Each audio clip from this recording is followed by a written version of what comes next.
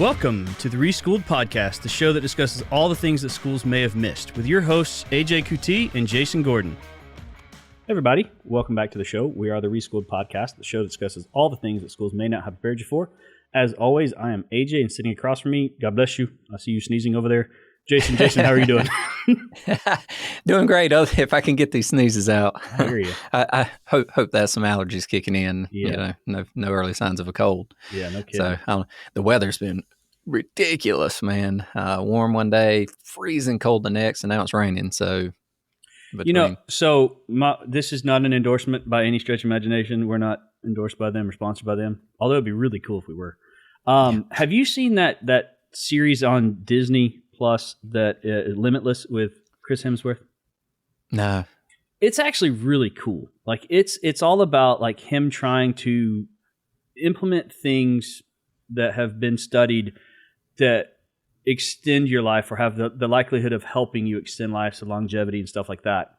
And my wife and I were watching it, and one of the episodes that they were dealing with was shock. And when they say shock, they're talking about the extreme temperature, so extreme cold and extreme warmth, like heat, and what it does scientifically to your body. And it was telling you like things that you can do to promote longevity through these things. And so one of them is like saunas. If you can get into a sauna that's around 175 degrees and sit there for a little bit, what it does is these heat something proteins start more or less cleaning out your arteries and stuff like that. It starts clean. There's like a spring cleaning. And 175 degrees? Well, it's just the steam. So it's a hot one. You're sweating. Yeah. But they also talked about the extreme cold. So the medicinal purposes of like an ice bath. You know, athletes do that all the time. You know, after they work out and cryo chambers. Yeah, exactly. Those kind of things. But they were talking about it from not just an athletic perspective, but more just from, like I said, a life perspective. Like, what does it do? And it kind of recharges your system to fight colds better. You know, all these kind of different things. And I thought, well, this is pretty cool. And I started looking at some of the research into it because, again, I'm not going to go based on what TV says. So I started looking at some of the research studies, and it was really cool. Like some of them were like, it decreases your chances of Alzheimer's by 66%. The ice bath, I think it was the ice bath. I can't remember which one, but just again, don't believe me, go look it up. But one of them decreases it, and it decreases the chances of cardiovascular disease by like 50%, I believe. I mean, it's crazy. Like, but again, these are under certain situations. So it's like, you know, how long do they have to do it? How long do they stay? All this kind of stuff. You'd have to look at the study for that.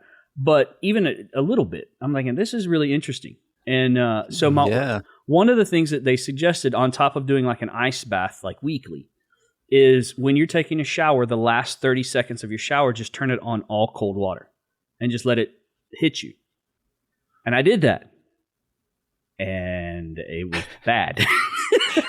that I'm a wimp when it comes to changing temperatures in the shower. Once it's warm, it's got to stay warm. Well, it was something about like doing it over and over again to get in the habit of repressing that gasp for air.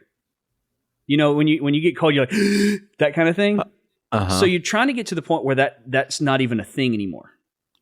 And I didn't make it the 30 seconds without doing that. I mean, I did it the entire 30 seconds. It was freezing. I've never done an ice bath. Closest I've ever come was jumping into cold water. Yeah. And I almost didn't make it then. So, well, we're trying to. I mean, I figured, you know, like I said, there's a lot of studies out there that is talking about it, and like I said, the medicinal purposes for it, and we're giving it a go. But it is the 30 seconds that I think I dread more than anything. Oh, yeah. Yeah, it's rough. That would make me not look forward to my morning shower. Yeah. Well, and then they did another one on memory and like how, you know, as you get older, your memory starts to, your parts of your brain starts to deteriorate, and how like you can combat that. And, you know, one of the things is you have to continually stimulate your brain in different ways. And I've said this on the shows past. I love crossword puzzles. I do those all the time. So Mm-hmm. I feel like I'm staying pretty sharp with that. So yeah. Well, Well- mine I think is withering away. I need to pick up another hobby. Well, this episode, we're going to take a complete pivot from what we were just talking about. This one's actually going to be a pretty somber one, I think, for a lot. We don't want it to be, but it's just the natural toll of it. This episode, we're going to be talking about protecting yourself. For college students, protecting yourself against, specifically, a lot of times, it's the sexual assault, sexual assault awareness, but protecting yourself. And we were going to make this. We're including tips and we're including protecting yourself because we're giving the tips and the tricks on the protecting yourself side. So, what do you think about that?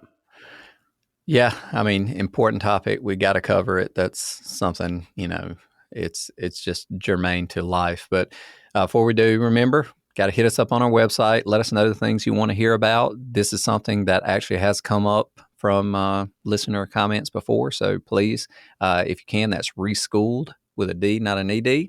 Check out our most recent episode. Check out our whole list of episodes on there, and send us a message.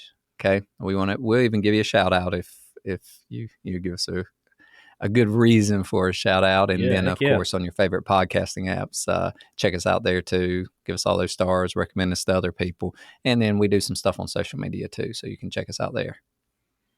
Absolutely. Well, with this being the way, the topic that we're talking about, we're not going to go into a quick question. I'm not going to ask Jason, has he ever been sexually assaulted? But we figured, let's just get into the tips. I mean, it's one of those ones, it's very straightforward. And we're going to be talking about this from, I guess, a couple perspectives. It's not going to be protecting yourself from being assaulted, but also protecting yourself from being accused of assault. Mm-hmm. And so we wanted to kind of add both of those together. So, Jason, let's just start with you. What's your first tip? So it's so difficult to come up with the words to give the tip. Yeah. Right.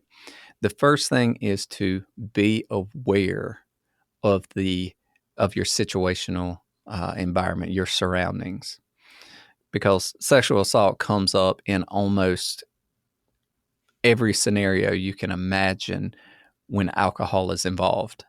Okay. Whether it's, you find yourself, seemingly alone or with another person in a dark corner, whether you're alone in a room with someone, whether you're going on a walk outside with someone, that type of thing. There's so many scenarios that are high risk. That is, you don't know what could happen in the scenario. So that's tip number one. Be aware of your surroundings, because again, I'll give you a little background here too. Most people who listen to the show know that I was a prosecutor in the military for a while. So it's very similar to the college environment for younger enlisted folks who live in the barracks. Everybody's on a hall. You tend to have roommates. It is almost in every single way similar to living in the dorms. And as a result, we had lots of scenarios of sexual assault or allegations of sexual assault. And pretty much every scenario you can imagine, whether it was in the barracks, whether it was out alone for a walk, whether it was riding in someone's car, whether it was at a party, at other people living off post, civilian housing, that type of thing. All of these, they were breeding grounds for misconduct to start with that wasn't acceptable as part of the job, but two, there were so many instances of sexual assault, and I was involved in the investigations as the legal advisor, and then once it was handed over to me for prosecution of the cases. So that being said, I saw a lot in that regard. And the first thing I can say is tip number one, if you are aware of your surroundings, you can protect yourself better by avoiding situations where this type of thing can arise. So yeah, there you go. There's tip number one. Yeah, a lot of times when people are talking about protecting yourself or dealing with sexual assault or sexual harassment, it almost sometimes the discussion goes to, well, just essentially don't go have fun, don't go out, don't wear certain things, don't do this again. And I get that there is a big problem with when you say something like don't wear certain things, you're putting the focus on the wrong side to me. We're not saying don't go have fun. We're not saying, it's just be situationally aware. I think everybody should be able to go out and have fun with not having that as a risk. But in the world we live in right now, that's just not the case. So just be aware. My tip I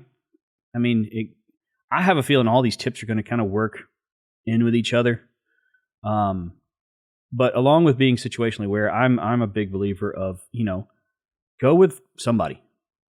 If you're a female, go with another female friend or a male friend. If you're a guy, go with another guy or female friend. I mean, just have a friend there with you, at least one, that will, help you look out for yourself, help, look out for your back, those kind of things. That's something that I was really big into, and I hope my kids are going to be the same way. And this is actually a good one too for both sides, because you want somebody, you don't want to be in a predicament where something could be said against you, and having somebody there will also help, provide context or provide, an explanation if necessary. So it's always good to at least go with one. If you can go with a group of people, and again, college is one of those things, especially if you're in a big, party town, has lots of clubs and stuff like that. And if your college has lots of fraternities and sororities are probably going to go out together anyway. But having that group really does help. It allows you to not have to focus on your situational awareness solely. Somebody else can help you. And, having seen so many post scenario where an alleged sexual assault has arisen, so often it's he said, she said, or whatever the scenario, he said, she said, she said, whatever it is, right? One party is saying this happened and the other party is saying this didn't happen or didn't happen like that. And that's not enough evidence in any way to come to a conclusion about what really happened. Certainly not in a court of law, certainly not even to take administrative action by a school or anything like that. I get that's looking at it from an after the fact. Well, we're trying to give tips and tricks on this type of thing, avoiding the scenario, right? That this never arises. But one commonality there is that the parties are always alone. And if you do have someone with you, then it can avoid that scenario. And, one thing we have to work in this episode is everyone thinks about the sexual assault from the position of another person takes advantage of you, right? Mm-hmm. That you're not protecting yourself. But there are also scenarios where you need to protect yourself from false accusations. Because, I stand in a unique position where I've actually seen that before. We had I can talk about this case. It was so long ago. I was involved in an investigation, and it was at a party and in a house off post type scenario. Soldiers sitting in there watching TV, sitting on a couch with a female, and things, I think they're making out, kissing, that type of thing.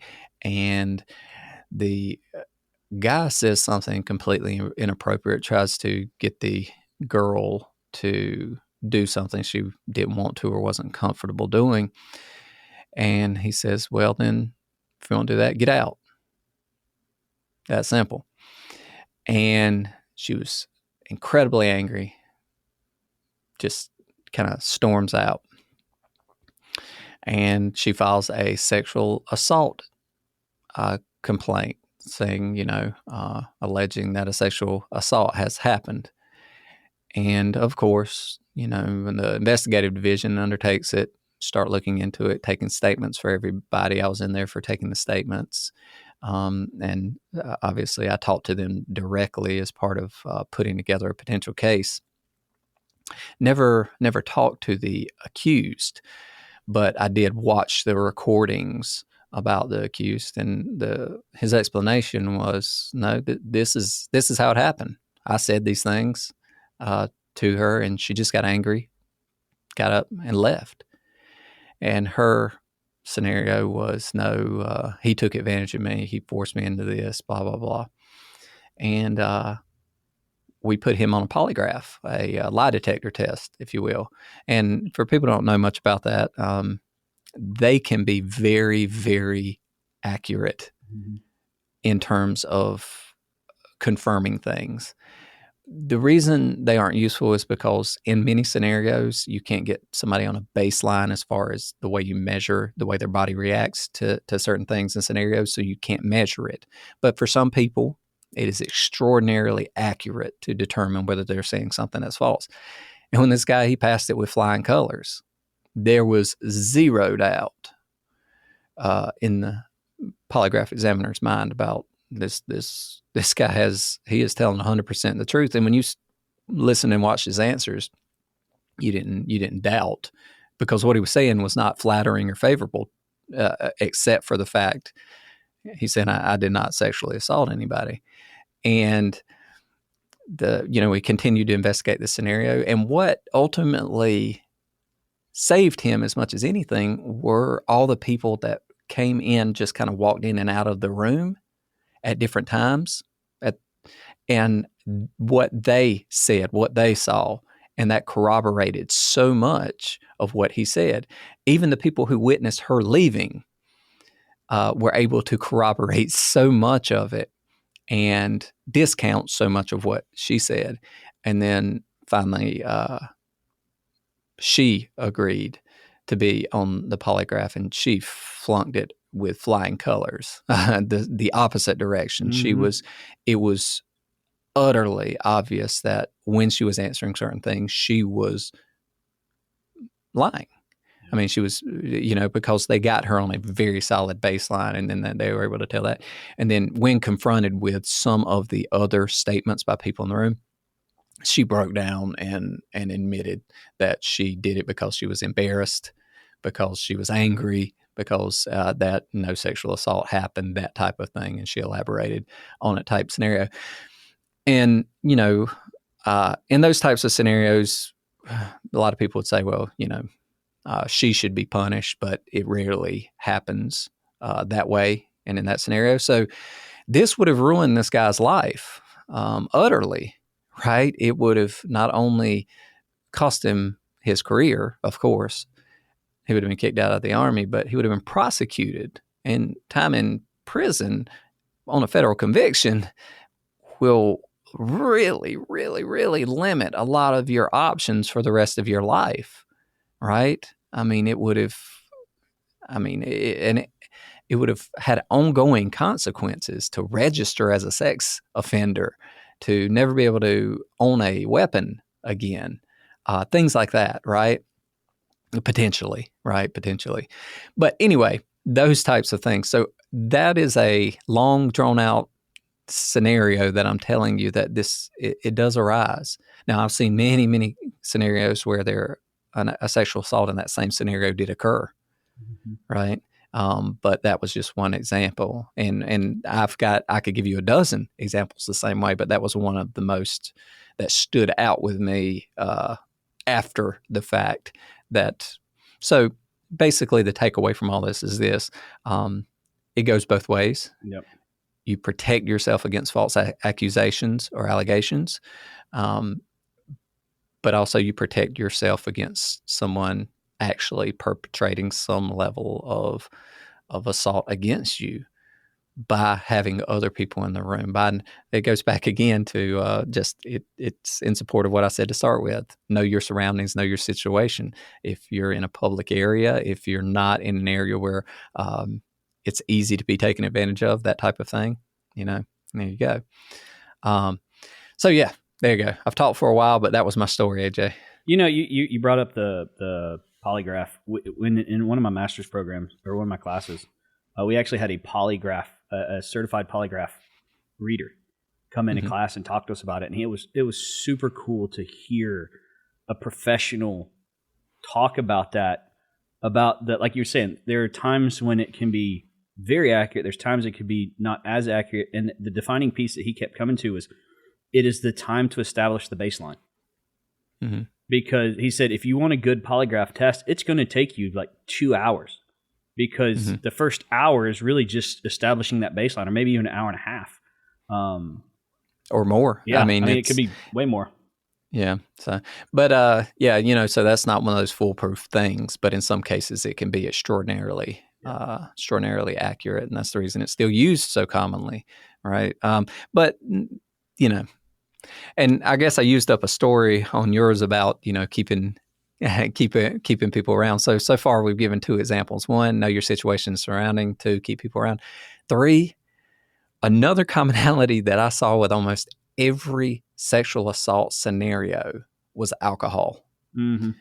Sometimes it's other drugs, but other drugs oftentimes have the effect of pumping you up rather than knocking you out. We did have a scenario before where it had roofies or I think it was GHB, which is a common date rape drug. Where so anyway, be aware of your intake of things that will dull your senses or stupefy you. Right, drinking too much alcohol, the wrong type of drugs, and sometimes it's not voluntary. Right. So being aware so that you protect your drink or protect yourself from inadvertently ingesting something that's going to affect your senses in that way. Because, again, these are the scenarios where bad things happen. Right. People drink too much. I can tell you, in so many of the scenarios that we saw, the reason there was an allegation of sexual assault is because after the fact, somebody just didn't believe they would have done that if they weren't drunk. So they immediately want to blame the other person for taking advantage of them. When at the time there was zero evidence, even lots of other eyewitness statements saying that there was no taking advantage of. It was a mutual assent of affection that was going on the entire time there, that this is after the effects of alcohol or drugs has worn off, then that's when the individual begins to doubt their actions or be remorseful about their conduct. But at the time, neither party was in the wrong. It's just after the fact, they realized that is not the way they should have acted. And they explain it to themselves that I wouldn't have acted that way if I weren't taken advantage of, type scenario. So that's a really common situation that you'll run into and see. Yeah, kind of going off of that, my next tip is when you go, if you're going to a bar and you have a friend, you're situationally aware, you're following all these things. Ladies, I know it's really nice for when guys buy you a drink, and ladies, it's really nice. I know this doesn't happen a lot, but the reciprocal of it, when a lady buys a guy drink without him knowing or asking or whatever, it also feels really nice too.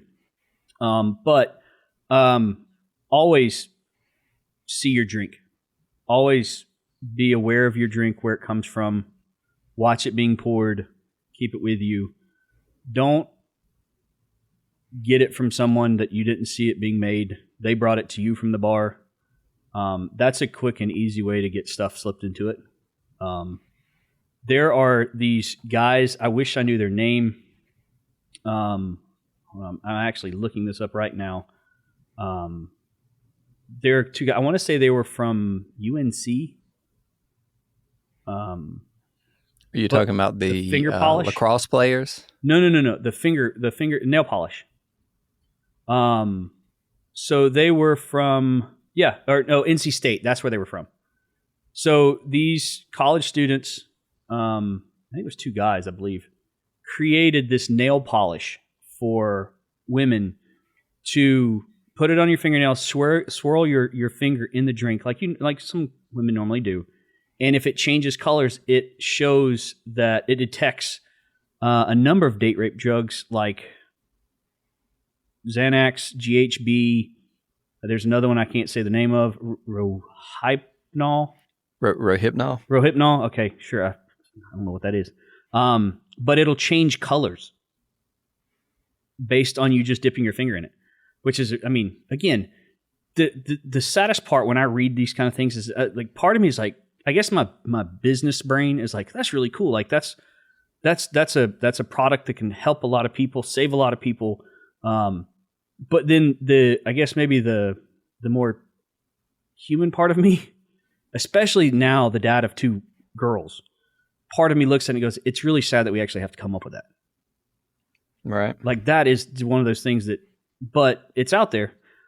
But it kind of, again, puts the focus back on seeing your drink, being with your drink, not losing kind of that sight of your drink, because when you do, that's when things can happen. And from another position, again, coming from a male position, this is also for the females too, but coming from a male position, if you see something like that happening, speak up. Mm-hmm. Speak up and don't just say, "Oh, he's I'm just gonna let him go because he's a guy." No, speak up. Take the drink away from the person and let them know what happened. Don't let them get in a position. I like that. That is. Yeah. Honestly, you got to take it one step further. You got to take that drink and alert the authorities about what has happened. I was just saying at that immediate moment. Take it away from her. Call the police. So for sure. Don't confront the individual yourself. That is not going to fix the scenario at all. You call the police. That is an attempt at a crime, even if it hasn't happened yet. The crime being again poisoning someone. Really quickly though, for anybody that wants to know, and again, they're not sponsors, but I think they've created something that is so sadly important now. If you're interested, it's called Uncover Colors nail polish. Okay. Excuse me, Undercover Colors is the nail polish that detects it. So, just be careful. Mm-hmm. You got another one? Well, no list or tips and tricks would be complete. So we've identified the scenario where you're potentially taken advantage of. You're potentially accused of taking advantage of someone. Well, the last scenario would be you are forcibly taken advantage of, right? You're forcibly harmed, hurt. That's, most of your sexual assault cases, the vast, vast, vast majority are not violent scenarios. They're again, the scenarios that we identified. You find yourself where your senses are compromised or you're passed out from too much drinking or drugs or something like that, and someone else takes advantage of you, or you believe that they took advantage of you, even if they don't realize it themselves. But that scenario that you see on TV, the common scenario of somebody physically forces you, that generally can only happen if you don't take advantage or take advantage of it. If you don't realize that the first three tips that we've given you are the things that you have to be aware of. Be aware of your situational surroundings. Have somebody around you. Don't consume too much alcohol type thing. But one more to add to the list was try to learn to protect yourself. And if that means carrying pepper spray of some sort so that you can protect yourself, if you don't have that type of thing on you, understanding how you can use your keys in your fist, type scenario for self-defense. just knowing various means or methods that if you are attacked by someone, you do know how to defend yourself appropriately so that to the best of your ability, you can avoid being harmed. So anyway, that's my tip there. And that may mean self-defense training classes, and it may mean carrying something in the form of pepper spray or, depending on how you feel about, carrying concealed weapons or stuff like that. I tend to not be a fan of that for most people because, again, they're not trained professionals. They don't know how to use that to protect themselves. And God, I've seen scenarios where it resulted in more harm than good. I particularly had a student who pulled out a weapon, supposedly to protect himself, but even when the threat had mitigated, he still fired the weapon into the ground just as a show of strength. Anyway, he faced prosecution over it. Yep. Type scenario. So anyway, point being is if you're not a trained professional, handguns and things like that end up causing more harm than they do good. And don't get me wrong, I've had weapons my entire life, way before the military. I grew up with them, but I learned that very early on, right? It's just too much risk in a scenario generally. But if you do find yourself that is the course of action you take to protect yourself, one, be fully trained and prepared in it, but know how to protect yourself in scenarios where you could be forcibly harmed by someone. That's it. That's the takeaway. Talking about this, one of the things that I've looking back in my life, I took it seriously. My mom and my dad both kind of instilled in us really early on how you treat women, the opposite sex, for us. And it was important to us. But I don't think, and maybe you can, maybe this was for you or maybe it wasn't. I don't know. I'd love to hear your take on it. But I could tell you it changed a whole heap when I had two girls. I mean, it most definitely. I mean, it makes you begin to think about those things more so than ever. Yeah. And that's like, to me, it was, I want them to understand, and I'm not saying I'm an angel by any stretch of imagination. I tried my best, but maybe it's a combination of me now having daughters and to me being in a mature area of my life. It's not hidden knowledge that men mature slower than women. I mean, it's just kind of how it is. I'm still not, based on some of the jokes that I say with my wife, just playing around with her and how I cut up with her and aggravate her, still not totally mature. I don't think I'll ever get that point. And honestly, I don't know if I want to. But when you have certain events happen in your life, things become more real. And when it came to things like sexual assault and hearing about it, growing up with two boys, two brothers, the only really, I had cousins, but the only real female that I had in my life was my mom. We didn't see that. But now you're starting to hear it more and more, and because you have two daughters, you take it a whole heap more serious because you're thinking, okay, there will be a day when they get old enough to where they're going to want to go to the bars. And I'm not going to prohibit that. I'm not going to tell them no, they can't. They're 21. But and the same thing goes for my son too. I tell him, he's got a girlfriend now. I'm like, you treat her with respect. Treat her like you would treat your mom. And God bless him. I couldn't have asked for anything better.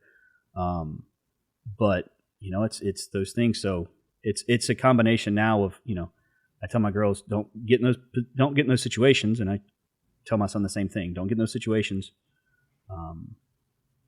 So yeah, it's a tough subject. It's a tough topic. Because we want to, especially as parents, we want to look at it and go, well, this is, I don't want it to happen. so therefore I'm going to ignore it.